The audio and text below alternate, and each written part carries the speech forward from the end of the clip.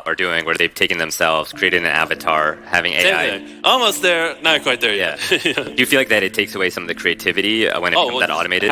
Yeah, obviously. I think like the beauty would be like having AI tools help, right? Mm-hmm. Like if you're just like, hey, I need an image for this thing I'm saying, give me like 100 things to inspire me. That is great. Like inspiration and to help, cut down time in Adobe. Like one way we use it is like, because we have 40,000 hours of footage, some videos, realistically, our average video is much. So I've been binge watching Mr. Beast for the past couple days, and I have to say that I have learned quite a lot. One thing that it taught me is that if I am authentic, if I am true to myself, I will find an audience. Just not quite sure what kind of audience that would look like yet. By watching Mr. Beast do what he does best, it has brought, I guess, a sense of comfort in knowing that I can just be myself and start from wherever I want. You don't have to have all the money in the world to make videos. You just have to have great ideas and be able to keep people's attention in some ways, which is something that I would have to work on, because talking on camera is not something that is natural, and I still struggle with doing that since I'm just talking to a piece of plastic, something that Mr. Beast is so used to. But like he says, if you do one video a day, and then after 100 you improve, find something to improve upon. Well, I've passed the 100 mark. I believe I'm up to 113 or 12. But I think it is time for me to sort of have a look back on the way I present myself. Not so much that I need to change myself, but more like how I could better package what I already am so that it is it can be well received by the audience, better digested, because I have to take into consideration that people are on the move, people are doing things, or at school, whatsoever, so they're watching while they're doing something. So I cannot be speaking from a place where, I'm just at home and have free time. I have to speak in a way that it sort of fits into people's daily life in a way. So I have to sort of stop them and be like, hey, I'm going to catch your attention for a second, and I'll try to grab your attention for as long as I can, being as genuine as I can, and who knows, maybe I'll win a couple likes and a couple of hearts along the way, and some people would decide to stay and, join the community, because that is the hardest part, and that is the ultimate goal, which is to build a community to preserve human authentic self-expression and depth for the future generations. Which is ironic, because this is exactly what I need to experience fully if I want to get that kind of audience. Now that I think of it on camera, interesting, because if we're talking about emotional depth, then it doesn't have to be so fancy. It doesn't have to be all gimmicky or whatnot, because we're living in a period of time where everything is evolving so fast. So we're not short of entertainment. We're not short of flashy things, but I think we are short of authentic, genuine human expression, authentic expression.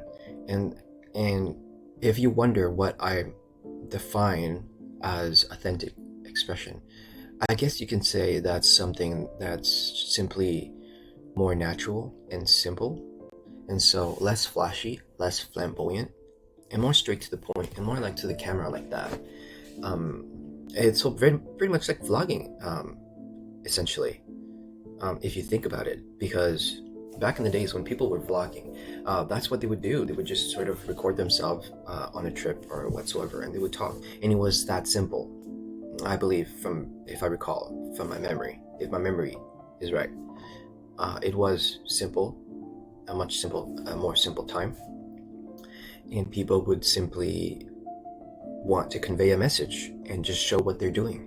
But now it seems like we're escalating to try to maximize retention, to optimize click-through rates, to have like just to have the algorithm be on our side. And I think that along the way of maximizing our videos to please the algorithm, which has contributed to the quality of the videos much more, of course, because the algorithm will only push the videos that are the best. But in a way, that has, I think, turned the whole process of creativity more mechanical, more robotic. It seems like we are on our way evolving alongside AI, becoming AI without even knowing it. We are turning ourselves into beings that feels the need to express ourselves very sharply, perfectly, with the right lighting, with the right angle, the right video camera quality. But of course, Mr. Beast proved it wrong, that you can build an audience without all the flashy gimmicks. You can build an audience by doing something interesting that would make people want to watch. And so I think that's a great way. And for this video, I just thought about opening a Mr. Beast video and just commenting on it. But this came to my mind, which is, oh wait, if I want to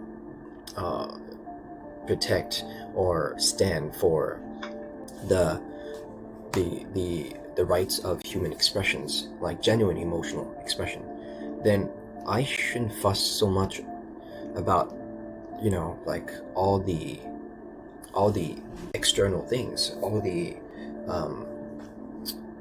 just being extravagant. I guess the goal would be, how can I sit here and have a decent conversation with someone across this camera as if I'm actually talking to them? Maybe that could be revolutionary, because it is very hard these days for people to actually interact with each other, right? Like to actually have that connection. People don't meet up as much. They're all at home or just disconnected. And even if they're connected, it's through a medium, the computer. And so we are setting ourselves up to adapt and to mold ourselves for the future to come, which is artificial intelligence, which is the coexistence with artificial intelligence and robots. So I think that without us knowing it, we are all working towards that. All of our human expressions are working towards that. And for those who are fans of Star Wars, there's like two camps, right? And I see it as this way. There's the thinker camp and the feeler camp. And the feeler camp has the Force, because it is more abstract, more esoteric. It comes from a place that's not quantifiable and measured. It is from a place that is more emotional and authentic to the essence of being human. And so I'm thinking, okay, so I mean, if there ought to be two camps, well, the second camp is not quite there yet. And ideally, my goal would be to start a movement, to build a community with people who would join, but not to have a movement that sides only with the feelers nor the thinkers, but really truly be at that middle ground, the bridge between two worlds. So I would call these people to be the most balanced. Why? Because you are not forsaking, abandoning your thinking nor your feelings. You're not rejecting your feelings, and then you're not rejecting thinking either. You are embracing both. So in such world, right, it is very difficult, because the world, it's so much easier for the world to categorize you fast if you're more simple, either feeler or thinker. That's it. And you can be both at home, right, behind closed doors, but around people in society, people tend to like it like clear cut like that, either a thinker or a feeler. right? You are either smart or you are either dumb, but no in between, which to me is kind of ridiculous, right? So I'm not so keen of that black and white world. Right? It has its function. Black and white has its function. It's useful for results, getting results, and achieving things, and again, getting things done. But it's not so practical when it comes to doing justice to emotions, emotional intelligence. Okay, black and white does not work when you try to process emotional depth, especially. And emotional depth is something that we will lose 100% if we don't take care to preserve it. So this is what I want to do. I want to preserve emotional depth. And it's interesting, because this can be learned. Like, it's going to be scary at first. Like, for me, when I started off recording this video, we're 15 minutes in. I was stumbling on my words. I was feeling nervous. I did not truly know what I wanted to say. And so this is something that you can build. It's like a muscle, right? You work out and grow and strengthen. And it seems like it's not a muscle that we train anymore in society, to be able to be simply genuine and upright and mean what we feel through our thinking.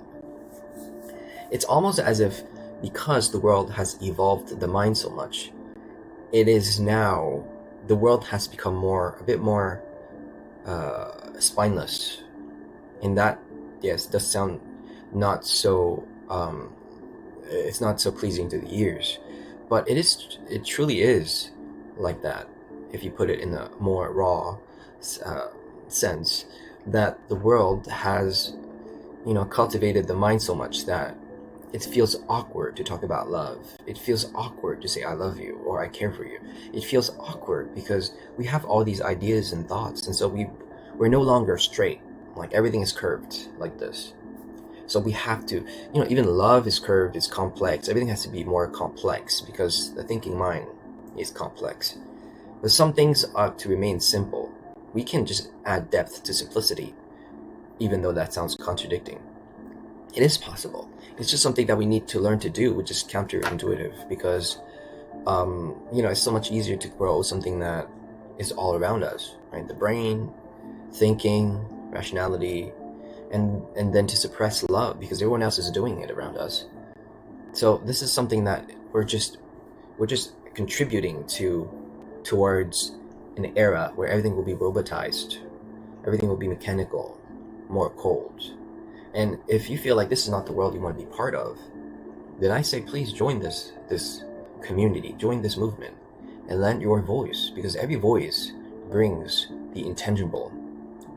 You're adding your energy, your blueprint, your vision, which is, abstract and intangible, comes from an emotional place, soulful place, divine place. You're adding it to the physical. You're bringing it, you're introducing it to the physical. And until we have enough people introducing their emotional turmoil and strength and willpower into reality, it's not going to be a movement. It's not going to be a movement. It will only be a movement if people speak their will into existence. And that's the hardest part for thinkers, because thinkers are cowards. Thinkers do far better in their mind, hidden from plain sight, right? Never under the spotlight. Always skeptic, hidden, subtle, unspoken. That's just our nature as thinkers. But being around the opposite nature of what I am for over a decade has taught me that the physical world of feelers will not get you. And we can do the best we can, and then they will still reject us. They will call you cold or inconsiderate, or why are you making it so difficult? Why you think so much? These things will come back, will be recurring comments. But it's just what it is. It's just a different language. And you cannot blame it on the fact that because it's a different language that it means they're bad people. No, it's just that they're different. Just like how, one can speak French and another can speak English. That's it. We don't blame the language. It's just different. We know it. But personalities, that's also languages. We just don't think about it. Cultures and personalities, it's all different languages. We just assume that we all speak English and all think the same way, but we don't. And the sooner we realize this, the sooner the better, because then we will be less inclined to blame others. We'll just try to find ways to convey the information to the person. Because think about it. If any one of you are used to using ChatGPT, for example, right, all it needs is the right prompt to give you the right answer. The world works very much the same way. People will show on their face interrogation points. They'll be like, huh? What are you saying? Because they don't really understand your prompt. That really comes down to confusion and failing to deliver information. And in order to deliver information the right way for them to understand, you have to understand where they come from first. So then you have to see for a second, okay, so how are they translating my information? So that's just something you have to figure out. You'll be like, okay, if I say banana, what are you seeing or what are you thinking about, right? If I say, I care about you, what do you think about? What comes to mind, right? So, these little experiments can help. And it's just something that you have to experience yourself, because everybody has a different brain. But it's essential to understand that there is a difference, a gap in communication. And that's the roots to all rejection, all conflicts whatsoever. And then all of these pile up into resentment and anger and frustration. And it evolves into movements of let's ban these type of people. They're bad people. These people are like this or that. Those people are like that. So we've evolved our anger and frustration and unresolved feelings into blames, right? But that's not the way to go. Especially, if we're so proud about our thinking mind being rational. That is not rational. That is just labeling, right? It's just pointing fingers, which, might make you feel better for a moment, but it doesn't bring any good to the world. And it does justice to what's true, right? And what's true is that people just, speak different languages emotionally. And sometimes you don't have to say anything. Your emotion speaks for itself. People feel you, and that's it. They just kind of have the information they needed. Even before you spoke, you open your mouth. So this is just something that there's nothing you can do about it. It's just like how in nature, we have in the animal kingdom, different sort of animals that are, you have rabbits, you have monkeys, you have owls, you have, all whatever. And we just don't take into consideration that we're just different animals. We're all different animals deep down. And I'm speaking, using this metaphor to explain simply that people function differently.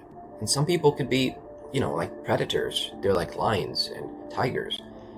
And they're just mean by nature, but do we need to condemn them? Like, do you condemn lions because they eat people? Like, we don't think like that, but we think like that about people. And that's something that has to change as well, right? So, I was watching Mr. Beast all these the past few days, and I was like, okay, so how can I do what he does but being myself? Well, first, if I think about my goal, which is to protect and preserve human authenticity, like human emotional authenticity and depth, well, I guess it's got to start with me, and it's got to start with me bringing up what I see as wrong and what I think could be better, for one, and then by speaking it into existence, see what I personally can do to change that. Well, personally, what I can do is to simply sit here and try to muster the courage to speak simply, speak normally, no extravagance, addressing to the person who's on the other side of this camera, and maybe just train myself to do that, right? To do that so that when I encounter another human being, I would be able to do it truly, I have my phone ringing. Oh, that's my alarm. Okay, sorry. And yeah, so I think this video should end here because it has brought clarity to me, something that I needed. So I'm gonna apply what Mr. Beast recommended, which is to do a video a day, or I'll try. Some days I won't be able to, but I'll do a video a day, and I'll make a playlist. I mean, there's already a new one, which is like the Revival of the Renaissance, which is more flamboyant. But I think I should make one where it should be called Authentic Human Expression. And that could be a folder to look back to in the future when everything will be so synthetic, right? As that's definitely something that I guess could be a goal, which is silly and ironic because it's such a simple thing just to sit here and to talk to the camera. But it seems like we're evolving towards a world that will make this simplicity like a scarcity, like something rare. And so I guess this is where I'm going to start.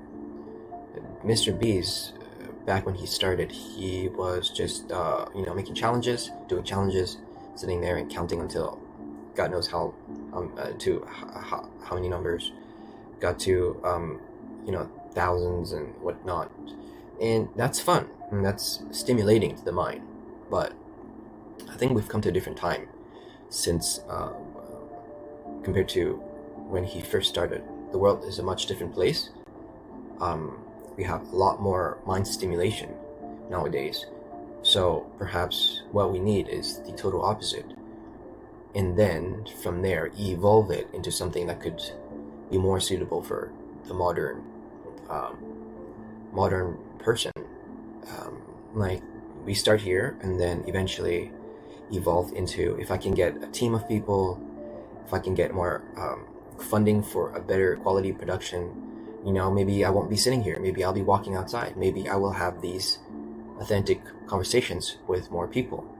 Maybe I will try to make some real changes in the world because I will be given the chance to do so, right? But for now, I'm going to sit here and I'm going to talk to the camera. And this is going to be how I'm going to start. And for now, I think I will keep the name The Thinker Feeler. Don't know what you guys think about it, if I should change it or not. But for now, it's going to be The Thinker Feeler. And yeah. So thank you for tuning in. And I will see you guys either tomorrow or another day. Bye.